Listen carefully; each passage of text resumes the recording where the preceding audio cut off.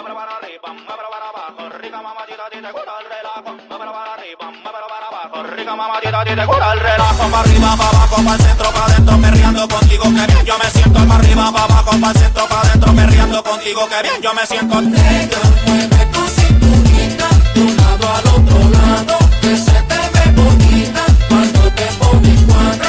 Mueve tu cinturita arriba y abajo. Mueve, que mueve, muerde, que muerde, esto lo tengo de limón verde. Dame mamita, dame el turrón, que se me para el corazón. A ella le gusta que yo la ponga en cuatro, a ella le gusta pasar conmigo el rato. Hi everyone, it's Goosebuma. Today I want to show you how to make your own Velázquez Medium at home.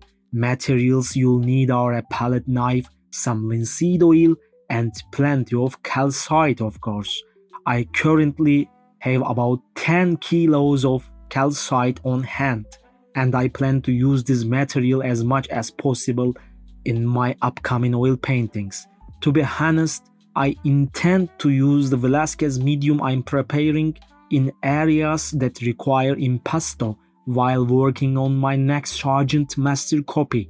When you start working, create a small mound of calcite powder and gradually add linseed oil to it.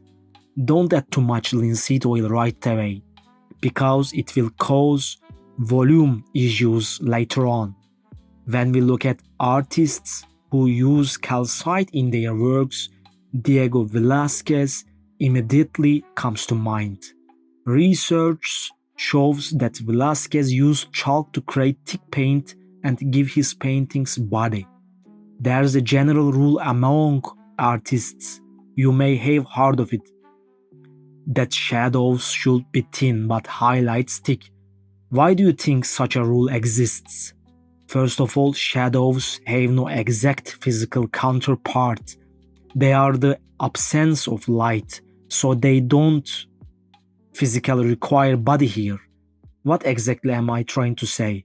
In other words, shadows should be semi-transparent and feathery.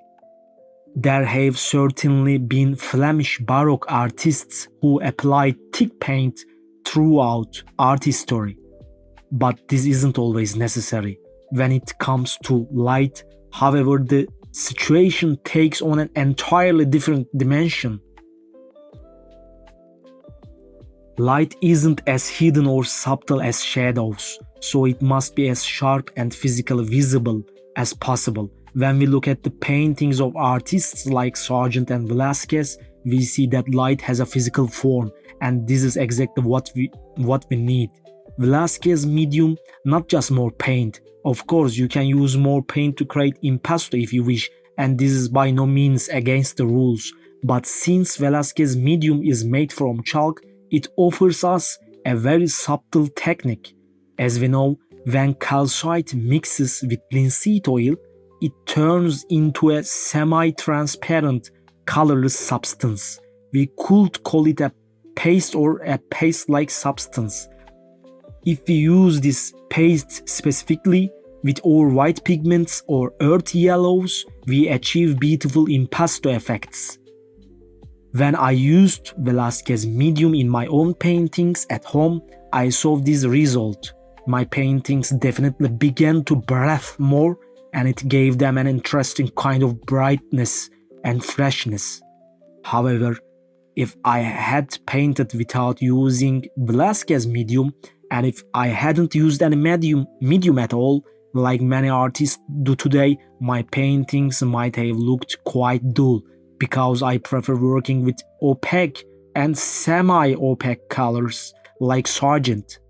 This is exactly where Velázquez Medium comes into play. If you, like me, enjoy painting with opaque colors, this Velázquez Medium I prepared will more than make up for the lack of transparency. If you use it correctly in your paintings, your works will truly come to life and breath. Especially if you want your brush strokes to remain voluminous on the canvas, just as Sargents do, you should definitely use this medium. This medium isn't just essential for artists seeking Velázquez or Sargent style results. It's also highly necessary for those working in the Rembrandt style. If you enjoyed this video and want to see how I'll create my next Sargent master copy, of course, feel free to subscribe to this channel. Until next video, bye bye.